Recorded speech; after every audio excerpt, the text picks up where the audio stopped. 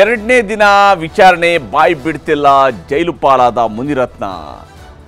ದ್ವೇಷವೋ ಷಡ್ಯಂತ್ರವೋ ಇದುವೇ ಚಿತ್ರರಂಗದ ಮೊದಲ ಸ್ಟೋರಿ. ಜೈಲಿಗೆ ಶಾಸಕ. ಈಗಾಗಲೇ ಜಾತಿ ನಿಂದನೆ ಕೇಸ್ನಲ್ಲಿ ಬಿಜೆಪಿ ಶಾಸಕ ಜೈಲು ಸೇರಿರುವಂಥದ್ದು. ಪರಪ್ಪನ ಅಗ್ರಹಾರಕ್ಕೆ ಬಿಜೆಪಿ ಶಾಸಕ ಮುನಿರತ್ನ ಈಗ ಶಿಫ್ಟ್ ಆಗಬೇಕಾಗಿದೆ. ಕಳೆದ 3 ದಿವಸಗಳಿಂದ ಪೊಲೀಸರ ಆತಿಥ್ಯವನ್ನು ಸ್ವೀಕರಿಸಿದ್ರು. ಪೊಲೀಸ್ ಕಸ್ಟಡಿಯಲ್ಲಿದ್ದರು. ಪೊಲೀಸ್ ಕಸ್ಟಡಿಯಲ್ಲಿ ವಿಚಾರಣೆಯನ್ನು ಕೂಡ ಎದುರಿಸಿದಂತಹ ಮುನಿರತ್ನ ಇವತ್ತು ಜೈಲಿಗೆ ಶಿಫ್ಟ್ ಆಗಿದ್ದಾರೆ. ನಾಳೆ ಜಾಮೀನು ಅರ್ಜಿ ವಿಚಾರಣೆಯು ಕೂಡ ನಡೀತಾ ಇದೆ. ಅಲ್ಲಿವರೆಗೂ ಜೈಲೇ ಗತಿಯಾಗಿದೆ ಶಾಸಕ ಮುನಿರತ್ನ ಅವರಿಗೆ. ಬಹಳ ಮುಖ್ಯವಾಗಿ ಇಲ್ಲಿ ಮುನಿರತ್ನ ವಿರುದ್ಧದ ಪ್ರಕರಣವನ್ನು ನಾವು ನೋಡಿದಾಗ ತೀರಾ ಅವಹೇಳನಕಾರಿಯಾಗಿ, ತೀರಾ ಕೀಳು ಮಟ್ಟದಲ್ಲಿ, ತೀರಾ ಕೆಟ್ಟ ಅಭಿರುಚಿಯಲ್ಲಿ ಮಾತನಾಡಿರುವಂತಹ ಆಡಿಯೋ ಈಗಾಗಲೇ ವೈರಲ್ ಆಗಿದೆ. ಇದು ಮುನಿರತ್ನ ಅವರದ್ದು ಅನ್ನುವಂಥದ್ದನ್ನು ಈಗಾಗಲೇ ದೂರುದಾರರಾಗಿರುವಂಥ ಚೆಲುವರಾಜ್ ಅವರು ಹೇಳ್ತಾ ಇದ್ದಾರೆ. ಆದರೆ ನನ್ನದಲ್ಲ ಅನ್ನೋದನ್ನ ತನಿಖೆಯ ಸಂದರ್ಭದಲ್ಲಿ ತನಿಖಾಧಿಕಾರಿಗಳ ಎದುರು ಬಾರಿಯೂ ಕೂಡ ಮುನಿರತ್ನ ಅವರು ಹೇಳಿದ್ದಾರೆ. ಆದರೆ ಅಂತಿಮವಾಗಿ ಇದು ಹೌದು ಅಲ್ಲೋ ಅನ್ನುವಂಥದ್ದು ತೀರ್ಮಾನ ಆಗಬೇಕಾಗಿರುವಂಥದ್ದು ತನಿಖೆಯ ಮೂಲಕ, ವೈಜ್ಞಾನಿಕ ಸಾಕ್ಷ್ಯಗಳ ಆಧಾರದಲ್ಲಿ ಅವರದ್ದೇ ಹೌದೋ ಅಲ್ವೋ ಅನ್ನೋಂಥದ್ದು ತೀರ್ಮಾನ ಆಗಬೇಕಾಗಿದೆ. ಇದರ ನಡುವೆನೇ ಇವತ್ತು ಬೇಲ್ಗೆ ಒಂದು ಅಪ್ಲೈ ಮಾಡಿದ್ರು, ಜಾಮೀನಿಗೆ ಅರ್ಜಿ ಸಲ್ಲಿಕೆ ಮಾಡಲಾಗಿತ್ತು. ಜಾಮೀನಿನ ವಿಚಾರಣೆಯ ಸಂದರ್ಭದಲ್ಲಿ ಮುನಿರತ್ನ ಪರ ವಕೀಲರು ಏನು ಹೇಳಿದ್ದಾರೆ, ಹಾಗೆ ಸರ್ಕಾರದ ಪರ ವಕೀಲರು ಏನು ಹೇಳಿದ್ದಾರೆ ಅನ್ನೋದನ್ನು ನಿಮಗೆ ತೋರಿಸ್ತಾ ಹೋಗ್ತೀನಿ. ಬಹಳ ಮುಖ್ಯವಾಗಿ ಅಶೋಕ್ ಹಾರ್ನಳ್ಳಿ ಅವರು ಇವತ್ತು ಮುನಿರತ್ನ ಪರವಾಗಿ ಅಪಿಯರ್ ಆಗಿದ್ರು ಕೋರ್ಟ್ನಲ್ಲಿ. ಮಧ್ಯಂತರ ಜಾಮೀನನ್ನು ಕೊಡಿ ಅನ್ನುವಂತಹ ಒಂದು ಬೇಡಿಕೆಯನ್ನು, ಒಂದು ಮನವಿಯನ್ನು ನ್ಯಾಯಪೀಠಕ್ಕೆ ಮಾಡಿದ್ರು, ನ್ಯಾಯಾಲಯದಲ್ಲಿ ಮಾಡಿದ್ರು. ತಿರುಪತಿಗೆ ಹೋಗುವ ಸಂದರ್ಭದಲ್ಲಿ ಅರೆಸ್ಟ್ ಮಾಡ್ತಾರೆ ಮುನಿರತ್ನ ಅವರನ್ನು. ಅವರು ತಿರುಪತಿಗೆ ಹೋಗ್ತಾ ಇದ್ದಂಥ ಸಂದರ್ಭದಲ್ಲಿ ಅರೆಸ್ಟ್ ಮಾಡ್ತಾರೆ. ಯಾವುದೇ ರೀತಿಯಾದಂತಹ ವಿಚಾರಣೆಗೆ ನೋಟಿಸ್ ಕೂಡ ಕೊಟ್ಟಿಲ್ಲ. ಒಬ್ಬ ಶಾಸಕನನ್ನು ಅರೆಸ್ಟ್ ಮಾಡುವಂತಹ ಸಂದರ್ಭದಲ್ಲಿ ಶಾಸಕರಿಗೆ ಒಂದು ನೋಟಿಸ್ ಕೂಡ ಕೊಟ್ಟಿಲ್ಲ.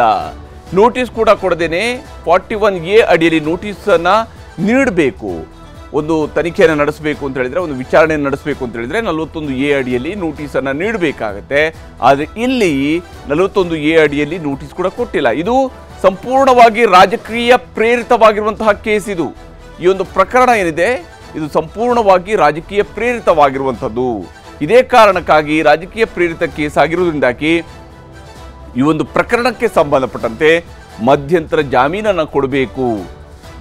ಜಾಮೀನು ಈ ಒಂದು ಬೇಡಿಕೆಯನ್ನು ಮುನಿರತ್ನ ಪರ ವಕೀಲರು ನ್ಯಾಯಾಲಯದಲ್ಲಿ ಮಾಡಿದರು. ಈ ಸಂದರ್ಭದಲ್ಲಿ ಪ್ರಸನ್ನ ಕುಮಾರ್ ಅವರು, ಸ್ಪೆಷಲ್ ಪಬ್ಲಿಕ್ ಪ್ರಾಸಿಕ್ಯೂಟರ್ ಆಗಿರುವಂತಹ ಪ್ರಸನ್ನ ಕುಮಾರ್ ಅವರು, ಈ ಪ್ರಕರಣದಲ್ಲೂ ಕೂಡ ಅವರೇ SPP ಅವರು ಕೋರ್ಟ್ಗೆ ಹಾಜರಾಗಿ ಜಾಮೀನು ಅರ್ಜಿ ವಿಚಾರಣೆಯ ಸಂದರ್ಭದಲ್ಲಿ ಈ ಒಂದು ಜಾಮೀನು ಅರ್ಜಿಗೆ ನಾವು ಆಕ್ಷೇಪಣೆಯನ್ನು ಹಾಕಬೇಕಾಗಿದೆ. ಸರ್ಕಾರದ ಕಡೆಯಿಂದ ಆಕ್ಷೇಪಣೆಯನ್ನು ಹಾಕಬೇಕು ಮತ್ತು ವಿಶೇಷವಾಗಿ ಆಕ್ಷೇಪಣೆಯನ್ನು ಸಲ್ಲಿಕೆ ಮಾಡೋದಕ್ಕಾಗಿ ನಮಗೆ ಸಮಯಾವಕಾಶ ಕೊಡಿ ಅನ್ನುವಂತಹ ಬೇಡಿಕೆಯನ್ನು ಕೂಡ ಮಾನ್ಯ ನ್ಯಾಯಾಲಯಕ್ಕೆ ಮಾಡಿದ್ದಾರೆ SPP ಅವರು. ಇದೇ ಕಾರಣಕ್ಕೆ ಕನಿಷ್ಠ 1 ದಿವಸ ಆದರೂ ಬೇಕಿದೆ ನಮಗೆ ಸಮಯಾವಕಾಶ. ನಾಳೆನೇ ಆಕ್ಷೇಪಣೆಯನ್ನು ನಾನು ಸಲ್ಲಿಸ್ತೀನಿ ಅನ್ನೋದನ್ನು ಕೂಡ SPP ಅವರು ಹೇಳಿದ್ದಾರೆ, ಪ್ರಸನ್ನ ಕುಮಾರ್ ಅವರು ಹೇಳಿದ್ದಾರೆ. ಆದರೆ ಈ ಒಂದು ಆಕ್ಷೇಪಣೆ ಸಲ್ಲಿಕೆಗೆ ನನಗೆ ಸಮಯಾವಕಾಶವನ್ನು ಕೊಡಿ, ನಾಳೆನೇ ಆಕ್ಷೇಪಣೆಯನ್ನು ಸಲ್ಲಿಸ್ತೀನಿ, ಕನಿಷ್ಠ 1 ದಿವಸ ಆದರೂ ನಮಗೆ ಸಮಯಾವಕಾಶ ಬೇಕಿದೆ ಅನ್ನೋಂಥನ್ನು ಹೇಳಿದ್ದಾರೆ. ಇದೇ ಕಾರಣಕ್ಕಾಗಿ ಜಡ್ಜ್ ಅವರು ಜಾಮೀನು ಅರ್ಜಿಯನ್ನು ನಾಳೆ ವಿಚಾರಣೆಗೆ ಕೈಗೆತ್ತಿಕೊಳ್ತೀನಿ ಅನ್ನೋಂಥನ್ನು ಕೂಡ ಹೇಳಿದ್ದಾರೆ. ಅಲ್ಲಿವರೆಗೂ ಅಂದರೆ ನಾಳೆ ಈ ಒಂದು ಜಾಮೀನು ಅರ್ಜಿ ವಿಚಾರಣೆಯವರೆಗೂ ಕೂಡ ಆರೋಪಿಯನ್ನು ನ್ಯಾಯಾಂಗ ಬಂಧನದಲ್ಲಿ ಇರಿಸಲಾಗಿದೆ. ಹಂಗಾಗಿ 1 ದಿವಸಗಳ ಕಾಲಕ್ಕೆ ಈಗ JC ಆಗಿದೆ, ಜುಡಿಷಿಯಲ್ ಕಸ್ಟಡಿಗೆ ಅವ್ರನ್ನ ನೀಡಲಾಗಿದೆ ಆರೋಪಿಯನ್ನು. ಆರೋಪಿ ಮುನಿರತ್ನ ಜೈಲು ಪಾಲಾಗ್ತಾ ಇದ್ದಾರೆ. ಪರಪ್ಪನ ಅಗ್ರಹಾರ ಜೈಲಿಗೆ ಆರೋಪಿ ಶಾಸಕ ಮುನಿರತ್ನ ಈಗ ಹೋಗ್ತಾ ಇರುವಂಥದ್ದು. ಈ ಒಂದು ಪ್ರಕರಣದ ವಿಚಾರಕ್ಕೆ ಸಂಬಂಧಪಟ್ಟಂತೆ ಜೈಲು ಸೇರೋದಕ್ಕೆ ಹಾಗಾದರೆ ಏನು ಕಾರಣ ಆಯಿತು, ಯಾವ ಕಾರಣಕ್ಕಾಗಿ ಅವರಿಗೆ ಜಾಮೀನು ಕೊಡಬಾರ್ದು ಅನ್ನುವಂಥದ್ದಕ್ಕೆ ಒಂದು ಆಕ್ಷೇಪಣೆಯನ್ನು ಸಲ್ಲಿಸಬೇಕು ಅನ್ನೋಂಥದ್ದನ್ನು SPP ಅವರು ಹೇಳಿದರು ಅನ್ನೋಂತಹ ವಿಚಾರಕ್ಕೆ ಬರೋದಾದರೆ, ಬಹಳ ಮುಖ್ಯವಾಗಿ ಸತತ 3 ದಿನಗಳ ಕಾಲ ವಿಚಾರಣೆಯನ್ನು ನಡೆಸಲಾಗಿದೆ. ಈ ಸಂದರ್ಭದಲ್ಲಿ ಶಾಸಕ ಮುನಿರತ್ನ ಯಾವುದೇ ಅಂಶದ ಬಗ್ಗೆಯೂ ಕೂಡ ಬಾಯಿ ಬಿಟ್ಟಿಲ್ಲ. ಅಂದರೆ ಈ ಆಡಿಯೋ, ಇಲ್ಲಿ ಇರುವಂತಹ ಸಂಭಾಷಣೆ, ಚೆಲುವರಾಜು ಜೊತೆಗೆ ಮಾತನಾಡಿರುವಂತಹ ರೀತಿ, ಇದ್ಯಾವುದು ನನಗೆ ಸಂಬಂಧಪಟ್ಟಿದ್ದೇ ಅಲ್ಲ ಅನ್ನುವಂತಹ ಪ್ರತಿಪಾದನೆಯನ್ನು ಶಾಸಕ ಮುನಿರತ್ನ ಅವರು ಸತತವಾಗಿ ಮಾಡ್ತಾ ಇದ್ರು. ತನಿಖೆಗೆ ಅವರು ಸಹಕಾರವನ್ನು ನೀಡ್ತಾ ಇಲ್ಲ, ಮಾತೇ ಆಡ್ತಾ ಇಲ್ಲ ಅನ್ನುವಂಥದ್ದು ಬಹಳ ಮುಖ್ಯವಾದಂತಹ ಕಾರಣ. ಆ ಕಾರಣಕ್ಕಾಗಿಯೇ ಆಕ್ಷೇಪಣೆಯನ್ನು ಕೂಡ ಸಲ್ಲಿಸಬೇಕು ಅಂತ SPP ಅವರು ಹೇಳ್ತಾ ಇರುವಂಥದ್ದು. ದೂರಿಗೆ ಸಂಬಂಧಪಟ್ಟಂತೆ ಏನನ್ನೂ ಕೂಡ ಬಾಯಿ ಬಿಡ್ತಾ ಇಲ್ಲ. ಅಂದರೆ ನಂಗೆ ಗೊತ್ತಿಲ್ಲ, ನಾನು ಅವ್ರನ್ನ ಭೇಟಿ ಆಗಿಲ್ಲ, ಈ ಸ್ವರೂಪದಲ್ಲೇ ಉತ್ತರಗಳು ಅವ್ರದ್ದಿದ್ದಾಗ ಏನನ್ನೋ ಬಚ್ಚಿಡುವ ಪ್ರಯತ್ನವನ್ನು ಆರೋಪಿ ಮಾಡ್ತಾ ಇರಬಹುದು ಅನ್ನುವಂಥ ಅನುಮಾನ ಸಹಜವಾಗಿಯೇ ತನಿಖಾಧಿಕಾರಿಗಳಿಗೆ ಬರುತ್ತೆ. ಏನೇ ಕೇಳಿದರೂ ಕೂಡ ಅವರು ನನಗೆ ಅನಾರೋಗ್ಯ ಇದೆ ಅನ್ನೋಂಥನ ಹೇಳ್ತಾ ಇದ್ದಾರೆ. ಬೇರೆನೇನು ಹೇಳ್ತಾ ಇಲ್ಲ. ಶಾಸಕ ಮುನಿರತ್ನ ಅವರು ನನಗೆ ಅನಾರೋಗ್ಯ ಇದೆ ಅಂತ ಹೇಳ್ತಾ ಇದ್ದಾರೆ. ಏನೇ ಕೇಳಿದ್ರು ಕೂಡ ಅವ್ರದ್ದು ಒಂದೇ ಉತ್ತರ ಬರುವಂಥದ್ದು ನನಗೆ ಅನಾರೋಗ್ಯ ಇದೆ. ಇನ್ನೂ ಕೂಡ ಪೊಲೀಸರ ಕೈ ಸೇರಿಲ್ಲ FSL ರಿಪೋರ್ಟ್. ಮುನಿರತ್ನ ಅವರ ವಾಯ್ಸ್ ಸ್ಯಾಂಪಲ್ ಅನ್ನು ಈಗಾಗಲೇ ಪೊಲೀಸರು ಕಲೆಕ್ಟ್ ಮಾಡಿದ್ದಾರೆ. ಅಷ್ಟೇ ಅಲ್ಲದೆ ಈಗಾಗಲೇ ಒಂದು ವೈರಲ್ ಆಗಿರುವಂತಹ ಒಂದು ಆಡಿಯೋ ಇದೆಯಲ್ಲ, ಆ ಆಡಿಯೋವನ್ನು ಕೂಡ FSLಗೆ ರವಾನೆ ಮಾಡಲಾಗಿದೆ. ಹೀಗಾಗಿ ಇನ್ನೂ ಕೂಡ ಪೊಲೀಸರ ಕೈಗೆ FSL ರಿಪೋರ್ಟ್ ಸೇರಿಲ್ಲ. ಒಂದು ವೇಳೆ ಅವರ FSL ರಿಪೋರ್ಟ್ ಸೇರಿದರೆ ದೂರುದಾರ ಚಲುವರಾಜು ಮತ್ತು ಶಾಸಕ ಮುನಿರತ್ನ ಅವರ ವರದಿ ಇನ್ನಷ್ಟೇ ಸಿಗಬೇಕಾಗಿದೆ. ಶಾಸಕ ಮುನಿರತ್ನ ಅವರ ವಾಯ್ಸ್ ಸ್ಯಾಂಪಲ್ ಅನ್ನು ಕೂಡ ಕಳಿಸಿದ್ದಾರೆ. ದೂರುದಾರ ಚಲುವರಾಜು ಅವರು ಕೊಟ್ಟಿರುವಂಥ ಆಡಿಯೋವನ್ನು ಕೂಡ ಕಳಿಸಿದ್ದಾರೆ. ಒಂದು ಆಡಿಯೋದ ಒರಿಜಿನಾಲಿಟಿ, ಅದರ ಸತ್ಯಾಸತ್ಯತೆ, ಅದು ಫೇಕಾ ಅಥವಾ ಅದು ಒರಿಜಿನಲ್ಲ ಅನ್ನೋದನ್ನು ಪತ್ತೆ ಹಚ್ಚಬೇಕಾಗುತ್ತೆ. ಹಾಗೆಯೇ ವಾಯ್ಸ್ ಸ್ಯಾಂಪಲ್ ವರದಿ ಸಿಕ್ಕರೆ ತನಿಖೆಗೆ ಹೆಚ್ಚಿನ ಅನುಕೂಲ ಆಗುವಂತಹ ಸಾಧ್ಯತೆ ಇದೆ. ಅಂದರೆ ಇವರೇ ಇದನ್ನು ಮಾತನಾಡಿದ್ದಾರೆ ಅನ್ನೋದನ್ನು ದೃಢಪಡಿಸ್ಕೊಳ್ಬಹುದು. ಇವರೇ ಇದನ್ನು ಮಾತನಾಡಿದ್ದಾರೆ ಅಂತೇಳಿ ದೃಢಪಡಿಸ್ಕೊಂಡಾಗ ಮುಂದಿನ ತನಿಖೆಯೂ ಕೂಡ ಬಹಳ ಮುಖ್ಯ ಆಗುತ್ತೆ.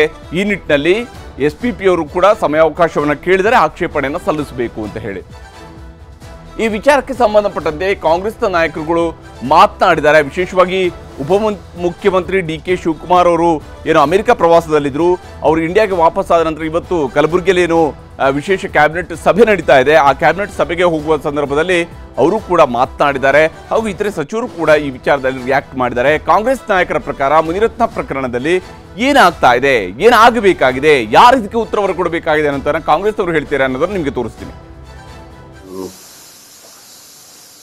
ಸಂವಿಧಾನದ ಹಕ್ಕಿನಲ್ಲಿ R ಅಶೋಕ್ ಇದ್ದಾರೆ, ಪಕ್ಷದ ಅಧ್ಯಕ್ಷರಲ್ಲಿ ವಿಜೇಂದ್ರ ಇದ್ದಾರೆ,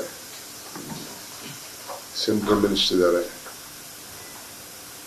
ಇನ್ನೆಲ್ಲ ದೊಡ್ಡ ದೊಡ್ಡ ನಾಯಕರುಗಳಿದ್ದಾರೆ. ಅವರೆಲ್ಲ ಮಾತಾಡ್ತಾರೆ.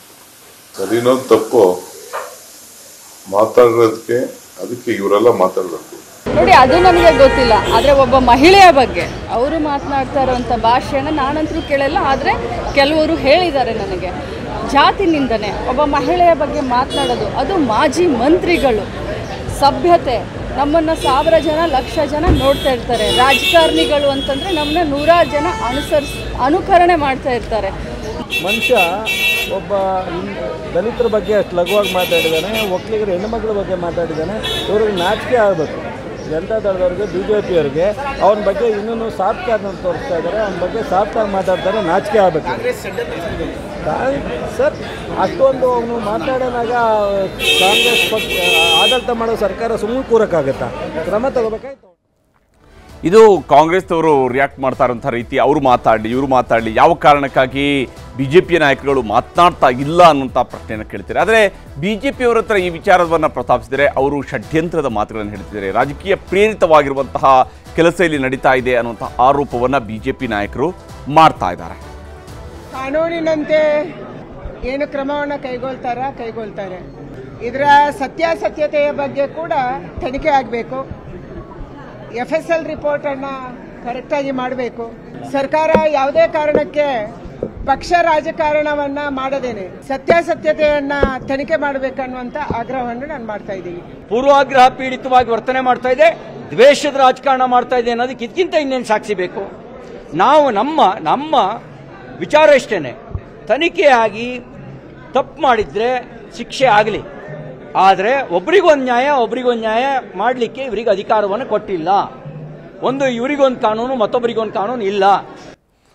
ಇಲ್ಲಿ ಪೂರ್ವಾಗ್ರಹ ಪೀಡಿತ ಅಥವಾ ಬೇರೆ ಯಾವುದೇ ಮಾತುಗಳನ್ನು ಹೇಳಿದ್ರು ಕೂಡ ಈ ಆಡಿಯೋದಲ್ಲಿರುವಂತಹದ್ದು ಇವರೇ ಅಂತೇಳಿ ಆದರೆ ಈ ಪೂರ್ವಾಗ್ರಹ ಪೀಡಿತ ಅಥವಾ ರಾಜಕೀಯ ಪ್ರೇರಿತ ಆಗೋದಕ್ಕೆ ಸಾಧ್ಯನಾ ಅನ್ನುವಂಥ ಪ್ರಶ್ನೆಯು ಕೂಡ ಸಹಜವಾಗಿ ಮೂಡುತ್ತೆ. ಯಾಕಂದರೆ ಇಷ್ಟು ಕೊಳಕಾದಂತಹ ಭಾಷೆಯನ್ನು ಹೆಣ್ಮಕ್ಳ ವಿಚಾರದಲ್ಲಿ, ತಾಯಿಯ ವಿಚಾರದಲ್ಲಿ, ಹೆಂಡತಿಯ ವಿಚಾರದಲ್ಲಿ, ಒಬ್ಬ ವ್ಯಕ್ತಿಯ ತಾಯಿ ಮತ್ತು ಹೆಂಡತಿಯ ಬಗ್ಗೆ ಮಾತನಾಡುವಂಥದ್ದು ಇದೆಯಲ್ಲ, ಅದಕ್ಕಿಂತ ಕೆಟ್ಟದ ಮನಸ್ಥಿತಿ ಇರೋದಕ್ಕೆ ಸಾಧ್ಯನೇ ಇಲ್ಲ ಈ ಭೂಮಿ ಮೇಲೆ. ಅದು ಜಾತಿ ನಿಂದನೆ ಒಂದು ವಿಚಾರ ಅಲ್ಲ, ಇದು ಮಾನವೀಯತೆಯ ನಿಂದನೆ ಇದು. ಯಾಕಂದರೆ ಮನುಷ್ಯನಾಗಿದ್ದುಕೊಂಡು ಇನ್ನೊಬ್ಬರ ಹೆಂಡತಿ ಮತ್ತು ತಾಯಿಯ ಬಗ್ಗೆ ಮಾತನಾಡುವಂತಹ ಸಂದರ್ಭದಲ್ಲಿ ಭಾಳ ಎಚ್ಚರಿಕೆಯಿಂದ ಇರಬೇಕು. ಮತ್ತು ಈ ರೀತಿಯಂಥ ಮಾತುಗಳನ್ನು ಕೇಳಿಸ್ಕೊಂಡಂಥ ಯಾವುದೇ ವ್ಯಕ್ತಿಯೂ ಕೂಡ ಯಾವುದೇ ಮನುಷ್ಯನೂ ಕೂಡ ಸುಮ್ಮನೆ ಇರೋದಕ್ಕೆ ಸಾಧ್ಯನೇ ಇಲ್ಲ.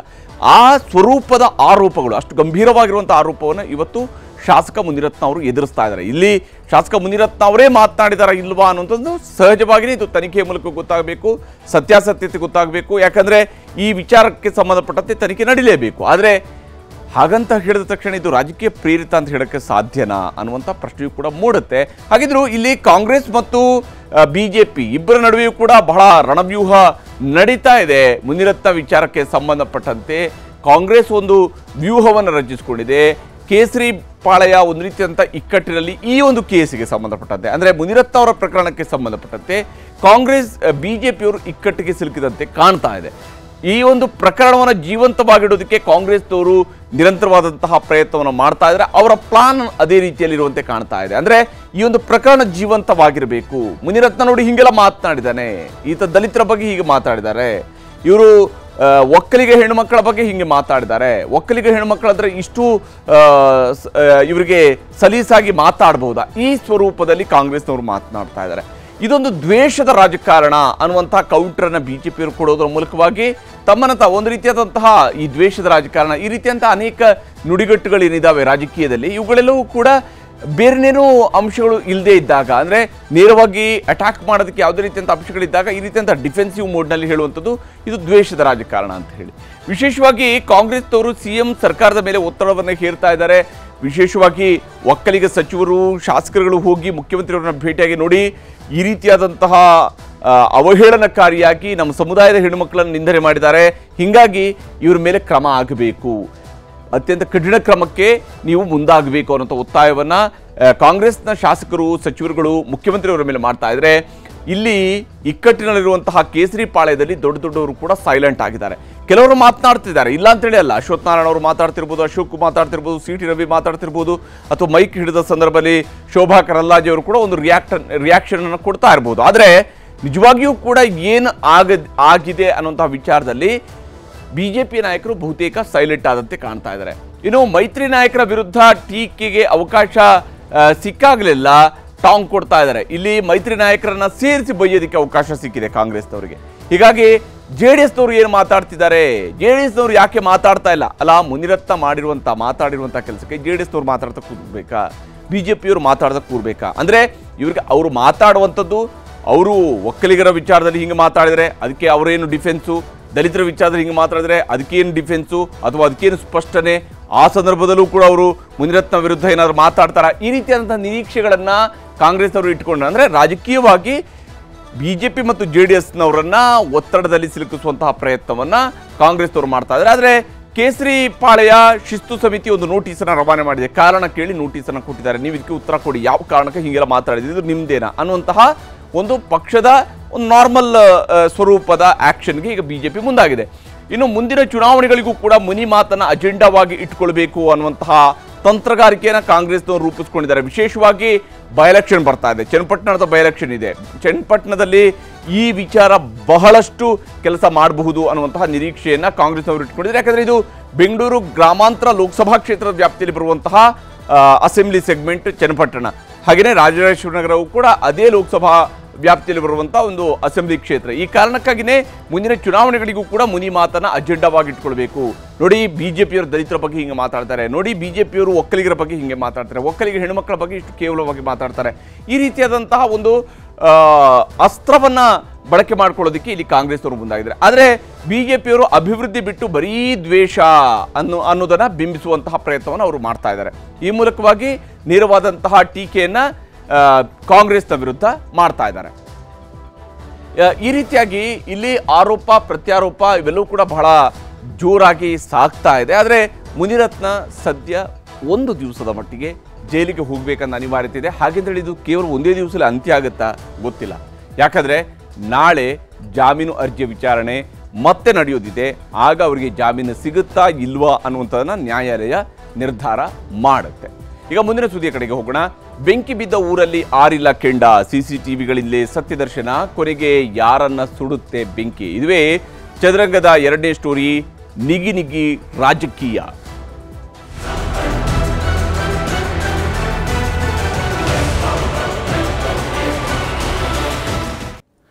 ನಾಗಮಂಗಲದಲ್ಲಿ ಬೆಂಕಿ ಉರಿದಿದ್ದು ಒಂದು ರಾತ್ರಿ.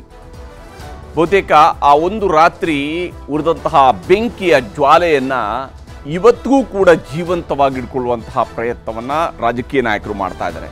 ಯಾಕಂದರೆ ಬೆಂಕಿಯ ಸುತ್ತಲೂ ರಾಜಕಾರಣ ಮಾಡುವಂಥದ್ದು ಬಹಳ ಸುಲಭದ ಕೆಲಸ ಆಗುತ್ತೆ. ಯಾಕಂದರೆ ಬೆಂಕಿ ಅದಕ್ಕೆ ಒಂದು ಉದಾಹರಣೆಯಾಗಿ, ಅದಕ್ಕೊಂದು ಸಾಕ್ಷಿಯಾಗಿ ನಿಲ್ಲುತ್ತೆ.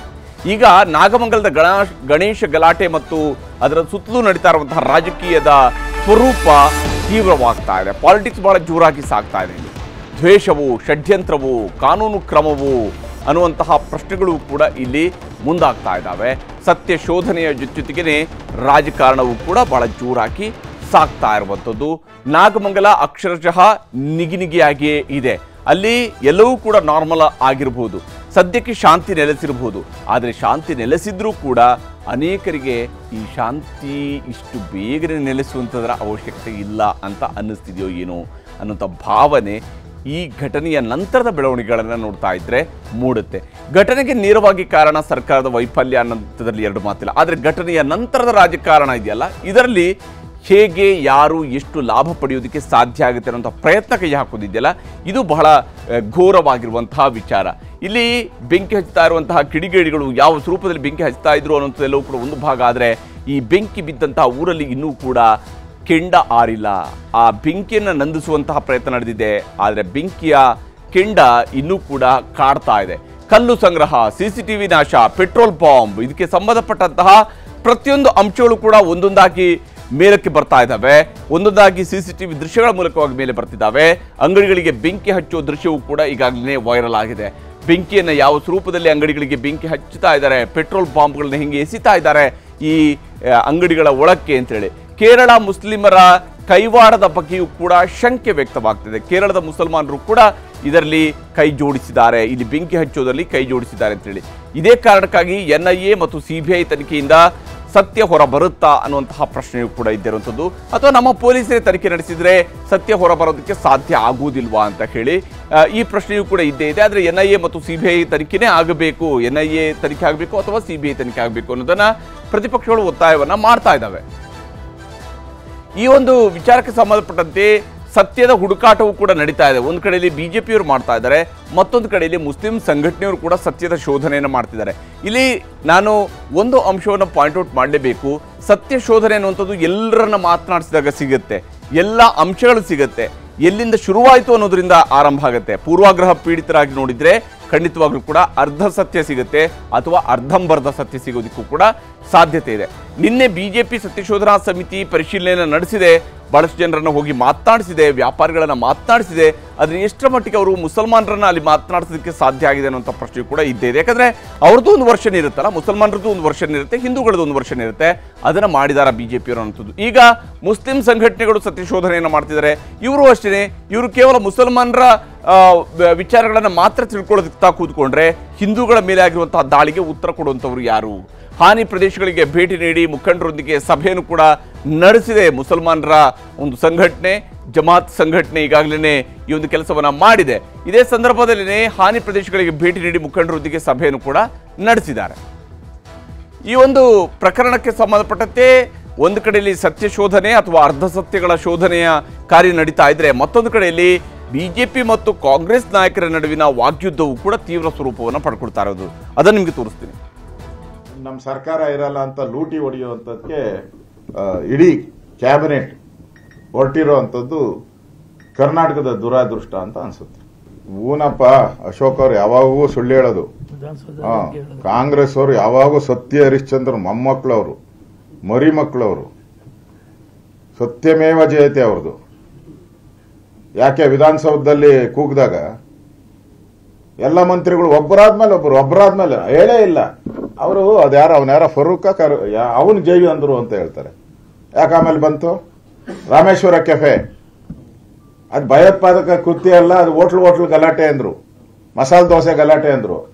ಈಗ NIA ಹಿಡಿದಾಕಿದ್ರಲ್ಲ, ಅವನೆಲ್ಲ ಕಡೆ BJP ಆಫೀಸ್ಗೆ ಬಾಂಬ್ ಇಕ್ಕಕ್ಕೆ ಬಂದಿದ್ದ ಅವನು. ಮಂಗಳೂರಲ್ಲಿ ಕುಕ್ಕರ್ ಬಾಂಬ್ ಆಯ್ತು. Oh my brother, hello my brother ಅಂದ್ರು ಕಾಂಗ್ರೆಸ್ ಅವರು. ಬ್ರದರ್ ಅಂದ್ರು, ತಪ್ಪೇ ಮಾಡಿಲ್ಲ. ಅವನೇನೋ ಸುಮ್ಮನೆ ಕುಕ್ಕರ್ ತಗೊಂಡೋಗಿದ್ದ, ಕುಕ್ಕರು ಸಿಡಿದ್ಬಿಡ್ತು ಅಂದ್ರು.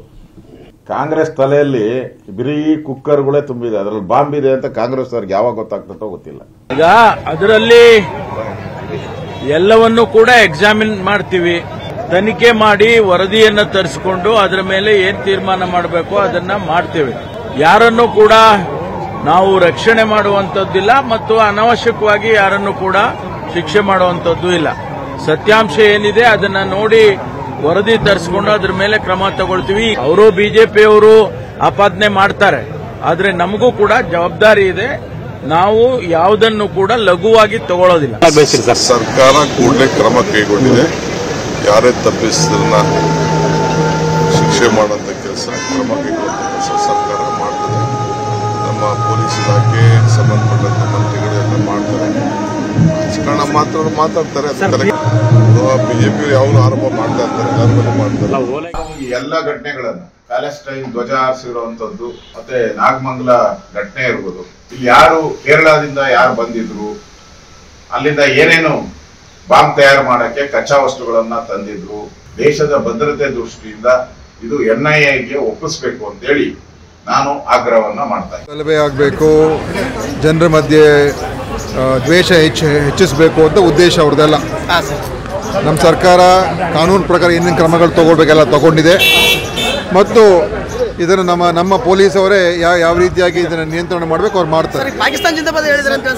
ನೋಡಿ, ಇವೆಲ್ಲ ಸುಮ್ಮನೆ ಜನರಿಗೆ ಉದ್ವೇಗ ಮತ್ತು ದ್ವೇಷ ಸೃಷ್ಟಿ ಮಾಡ್ತಕ್ಕಂಥ ಪ್ರಕ್ರಿಯೆ. ಯಾಕೆಂದರೆ ಅವ್ರು ಅದಕ್ಕೋಸ್ಕರನೇ ಆ ಶೋಧನಾ ಸಮಿತಿ ಹೋಗಿರೋದು. ಹೇಗೆ ಇದನ್ನು ಇಲ್ಲಿಗೆ ನಿಲ್ಲಿಸೋದಕ್ಕೆ ಬಿಡಬಾರ್ದು, ನ್ಯಾಯ ಸಿಗಬಾರ್ದು ಮತ್ತು ಜನರ ಮಧ್ಯದಲ್ಲಿ ಗಲಭೆ ಹೆಚ್ಚು ಮಾಡಬೇಕು. ಆದರೆ ಈ ಕೆಟ್ಟ ಒಂದು ಸಂಪ್ರದಾಯ, ಕೆಟ್ಟ ಒಂದು ಪದ್ಧತಿಗಳು ಇವತ್ತು ದೇಶದಲ್ಲಿ ಮಾಡ್ತಾ ಇರುವಂಥ ಯಾವ ಪಕ್ಷ ಅಂತ ಹೇಳಿದ್ರೆ ಭಾರತೀಯ ಜನತಾ ಪಕ್ಷ, ಈ ಸಂಘ ಪರಿವಾರ. PFI ವ್ಯಕ್ತಿಗಳು, ಅದಕ್ಕೆ ಕೇರಳ ಮೂಲದವರು ಅಲ್ಲಿ ಬಂಧಿತರಾಗಿರೋ ಹಿನ್ನೆಲೆಯಲ್ಲಿ ಇಡೀ ತನಿಖೆಯನ್ನು NIAಗೆ ವಹಿಸಬೇಕು ಅಂತ ನಾನು ಆಗ್ರಹಿಸ್ತೇನೆ. ಇನ್ನೊಂದು ಇನ್ಸಿಡೆಂಟ್ ಆಗಿದೆ. ಮಂಗಳೂರಿಂದ ಇಬ್ಬರು RSS ಬ್ಯಾಕ್ಗ್ರೌಂಡ್ ಇರ್ತಕ್ಕಂಥ BHP ಹುಡುಗರು ಇಬ್ಬರು ಪಾಂಡವಪುರದಲ್ಲಿ ಬಂದು ಮೀಟಿಂಗ್ ಮಾಡಿದ್ದಾರೆ ಹತ್ರ 12ವರೆ. BJPಯರು ಕಮ್ಯುನಲ್ ಕ್ಲಾಸಸ್ ಅನ್ನ ಮಾಡಲಿಕ್ಕೆ ತಯಾರಾಗಿದೆ. ಇಲ್ಲಿ ಒಬ್ಬೊಬ್ಬರ ಮಾತು ಕೂಡ ಆರೋಪ ಪ್ರತ್ಯಾರೋಪಗಳ ಮೂಲಕವಾಗಿ ಸಾಗ್ತಾ ಇದೆಯೇ ಹೊರತು ನಿಜವಾದಂಥ ಆಕ್ಷನ್ ಅಂತೂ ಕಂಡು ಬರ್ತಾ ಇಲ್ಲ. ಅಥವಾ ಈ ಗಲಭೆಯನ್ನು ನಿಲ್ಲಿಸಲೇಬೇಕು ಅನ್ನುವಂಥ ಬದ್ಧತೆಯೂ ಕೂಡ ಆಡಳಿತ ನಡೆಸುವಂಥವರಲ್ಲೂ ಕಾಣ್ತಾ ಇಲ್ಲ ಅನ್ನೋದು ವಾಸ್ತವ. ಯಾಕಂದರೆ ಮಂಡ್ಯದ ಉಸ್ತುವಾರಿ ಸಚಿವ ಸ್ವಾಮಿ ಅವರು ಹೇಳ್ತಿದ್ದಾರೆ, ಮಂಗಳೂರಿನಿಂದ ಇಬ್ಬರು RSS ಬ್ಯಾಕ್ಗ್ರೌಂಡ್ನವರು ಬಂದು ಅವರು ಸಭೆ ನಡೆಸಿದ್ದಾರೆ ಅಂತ ಹೇಳ್ಕೊಂಡು. ಅಲ್ಲ, ಮಂಗಳೂರೇನು ಬೇರೆ ಯಾವುದಾದ್ರೂ ಗ್ರಹದಲ್ಲಿ ಇದೆಯಾ? ಮಂಗಳೂರು ಇರುವಂಥದ್ದು ಕೂಡ ಇದೇ ಕರ್ನಾಟಕದ ಕರಾವಳಿ ಭಾಗದಲ್ಲಿ. ಅಲ್ಲಿಂದ RSSನವ್ರು ಬಂದರೆ ರಾತ್ರಿ ನಾವು ಮೀಟಿಂಗ್ ಮಾಡಿದ್ದಾರೆ ಅಂತ. ನಿಮ್ಮ ಸರ್ಕಾರ ಏನು ಮಾಡ್ತಾ ಇದೆ? ಯಾವ ಕಾರಣಕ್ಕಾಗಿ ಇವರು ಸಭೆಯನ್ನು ಮಾಡ್ತಾ ಇದ್ದಾರೆ, ಏನು ಮಾಡ್ತಿದ್ದಾರೆ ಅನ್ನೋಂಥದ್ದು ತಿಳ್ಕೊಳ್ಳೋಂಥ ಪ್ರಯತ್ನವನ್ನು ಮಾಡ್ಬೋದಲ್ವ? ಸುಮ್ಮನೆ ಅಲ್ಲೇನೋ ಬಂದಿದ್ದಾರೆ, ಅವರೇನೋ ಸಭೆ ಮಾಡಿದ್ದಾರೆ ಅನ್ನೋಂಥದ್ದನ್ನೇ ಇಟ್ಟುಕೊಂಡು ಅದರ ಮೂಲಕವಾಗಿಯೇ ಏನೋ ನಾವೇನೋ ಸಾಧಿಸಿದ್ದೀವಿ ಅನ್ನುವಂಥ ರೀತಿಯಲ್ಲಿ ನಿಜಕ್ಕೂ ಕೂಡ ನೀವು ಸಾಧಿಸೋದು ಇದ್ದಿರ್ತಿದ್ರೆ ಈ ಗಲಭೆ ಆಗೋದನ್ನು ತಡಿಬೇಕಾಗಿತ್ತು. ಗಲಭೆ ಆಗೋದನ್ನು ತಡಿಬೇಕಾಗಿರುವಂಥ ಜವಾಬ್ದಾರಿ ಸ್ಥಾನದಲ್ಲಿರುವಂಥವ್ರು ತಾವು ಅದನ್ನು ಮಾಡಿಲ್ಲ. ಆದರೆ ಗಲಭೆ ನಡೆದಿದೆ. ಗಲಭೆ ನಡೆದ ನಂತರ ಈಗ ಅದಕ್ಕೆ ಇನ್ನೊಂದು ಯಾವುದೋ ಸಬೂಬುಗಳನ್ನು ಕೊಡ್ತಾ ಕೂತ್ಕೊಳ್ಳುವಂಥದ್ದು ಯಾವ ಸ್ವರೂಪದಂತಹ ಮಾತು ಅನ್ನೋದು. ಹಾಗೆಯೇ BJPಯವರಿಗಂತೂ ಈ ವಿಚಾರಗಳಲ್ಲಿ ಹೇಗೆ ಇದು ಪಾಕಿಸ್ತಾನಕ್ಕೆ ಲಿಂಕ್ ಆಗೋದು ಅಥವಾ ಅಫ್ಘಾನಿಸ್ತಾನಕ್ಕೆ ಲಿಂಕ್ ಆಗುವಂಥದ್ದು, ಕೇರಳಕ್ಕೆ ಲಿಂಕ್ ಆಗುವಂಥದ್ದು, ಈ ರೀತಿಯಾದಂಥ ಅನೇಕ ಅಂಶಗಳನ್ನು ಅವರು ಕೂಡ ಕೇಳ್ತಾ ಹೋಗ್ತಾರೆ. ಅವ್ರಿಗೂ ಕೂಡ ಸತ್ಯ ಬೇಕಾಗಿಲ್ಲ. ಸತ್ಯ ಏನು, ಇಲ್ಲಿ ಯಾವ ಸ್ವರೂಪದಲ್ಲಿ ಗಲಭೆ ಆಗಿದೆ, ಯಾರ ಕಾರಣದಿಂದ ಗಲಭೆ ಆಗಿದೆ, ಇದನ್ನು ಬಗೆಹರಿಸೋದು ಹೇಗೆ, ಇನ್ನು ಮುಂದೆ ಗಲಭೆ ಆಗದಂಗೆ ತಡೆಯೋದು ಹೇಗೆ, ಇದು ಬಹಳ ಮುಖ್ಯವಾಗಿ ನಡಿಬೇಕಾಗಿರುವಂಥದ್ದು ನಮ್ಮ ನಾಡಿನಲ್ಲಿ. ಮಂಡ್ಯದಲ್ಲಿ ನಾಗಮಂಗಲದಲ್ಲಿ ಆಗಿರುವಂತಹ ಘಟನೆಯನ್ನು ಬಹಳ ಸೂಕ್ಷ್ಮವಾಗಿ ಹ್ಯಾಂಡಲ್ ಮಾಡಬೇಕಾದಂಥ ಜವಾಬ್ದಾರಿ ಆಡಳಿತ ಪಕ್ಷದ ಮೇಲೆ ವಿಶೇಷವಾಗಿದೆ. ಆಡಳಿತ ಪಕ್ಷ ಇದನ್ನು ಇಲ್ಲ ಮಂಗಳೂರಿಂದ ಬಂದು ಯಾರೋ ಸಭೆ ನಡೆಸ್ತಾ ಇದ್ದಾರೆ ಅನ್ನೋಂಥದ್ದನ್ನೇ ಇನ್ನೂ ಕೂಡ ಮಾಡ್ತಾ ಹೋದರೆ ಇದು ಮತ್ತಷ್ಟು ಬಿಕ್ಕಟ್ಟುಗಳನ್ನು ಸೃಷ್ಟಿಸ್ತಾ ಹೋಗ್ಬೋದೇ ಹೊರತು ಪರಿಹಾರವನ್ನು ಕೊಡುವಂತಹ ನಿಟ್ಟಿನಲ್ಲಂತೂ ಸಾಗುವಂಥ ಯಾವುದೇ ಲಕ್ಷಣ ಕಾಣ್ತಾ ಇಲ್ಲ. ಸದ್ಯಕ್ಕೆ ಇಲ್ಲಿ ಕೇರಳದ ಮುಸಲ್ಮಾನರು ಅಲ್ಲಿ ಭಾಗಿಯಾಗಿದ್ರು ಅನ್ನೋಂಥದ್ದು, ಕೇರಳದವರು ಅಡ್ರೆಸ್ ಇರುವಂಥ ಇಬ್ಬರನ್ನ ಈಗಾಗಲೇ ಆರೋಪ ಪಟ್ಟಿಯಲ್ಲೂ ಕೂಡ ಹೊರಿಸಲಾಗಿದೆ. ಯಾಕೆಂದರೆ ಕೇರಳದವರು ಅಲ್ಲಿ ಇದ್ರು ಅಂತ ಹೇಳಿದ ತಕ್ಷಣ ಕೇರಳದಿಂದ ಯಾರಿದ್ರು, ಯಾವ ಕಾರಣಕ್ಕಾಗಿದ್ರು ಅನ್ನೋಂಥದ್ದು. ಅನೇಕರು ಅಂಗಡಿ ನಡೆಸುವಂಥವ್ರು ಇರ್ತಾರೆ, ಬೇಕರಿ ನಡೆಸುವಂಥವ್ರು ಇರ್ತಾರೆ. ಕೇರಳದವರು ಬಹುಶಃ ನಗರ ಪ್ರದೇಶಗಳಲ್ಲಿ ಬಹುತೇಕ ಎಲ್ಲ ನಗರ ಪ್ರದೇಶಗಳಲ್ಲೂ ಕೂಡ ಕೇರಳದವರು ಒಂದಲ್ಲ ಒಂದು ಅಂಗಡಿಗಳನ್ನು ಹಾಕ್ಕೊಂಡಿರುವಂಥದ್ದು ಇಂಥದ್ದು ಕೂಡ ಇರುತ್ತೆ. ಹೀಗಾಗಿ ಕೇವಲ ಆ ರೀತಿಯಾಗಿ ಅಂಗಡಿ ನಡೆಸ್ತಾ ಇದ್ದಂಥವ್ರ ಯಾರವರು ಕೇರಳದವರು ಅಂತ ಹೇಳಿದ್ರೆ ಕೂಡ ಅದು ನಮ್ಮ ಪಕ್ಕದ ರಾಜ್ಯನೇ, ಬೇರೆ ಯಾವುದೋ ದೇಶದಿಂದ ಅಲ್ಲ ಅದು ಬಂದಿರೋದು. ಹಾಗಾಗಿ ಅವರು ಯಾವ ಕಾರಣಕ್ಕಾಗಿ ಬಂದರು, ಯಾವ ರೀತಿಯಲ್ಲಿ ಅವರ ಪಾತ್ರ ಇಲ್ಲಿ ಇತ್ತು ಅನ್ನುವಂಥದ್ದು ಕೂಡ ತನಿಖೆಯನ್ನು ನಡೆಸಬೇಕಾಗಿರುತ್ತದೆ. ಸರ್ಕಾರದ ಜವಾಬ್ದಾರಿ ಆಗಿರುತ್ತೆ. ಯಾವ ಸ್ವರೂಪದಲ್ಲಿ ಸರ್ಕಾರ ಇದನ್ನು ಬಗೆಹರಿಸುತ್ತೆ ಮತ್ತು ಶಾಂತಿ ನೆಲೆಸುವಂತೆ ಮಾಡುತ್ತೆ ಅನ್ನೋದನ್ನು ಬಹಳ ಮುಖ್ಯವಾಗಿ ಗಮನಿಸಬೇಕಾಗಿರುವಂಥದ್ದು. ಇದು ಇವತ್ತಿನ ಚದುರಂಗ. ನಮಸ್ಕಾರ.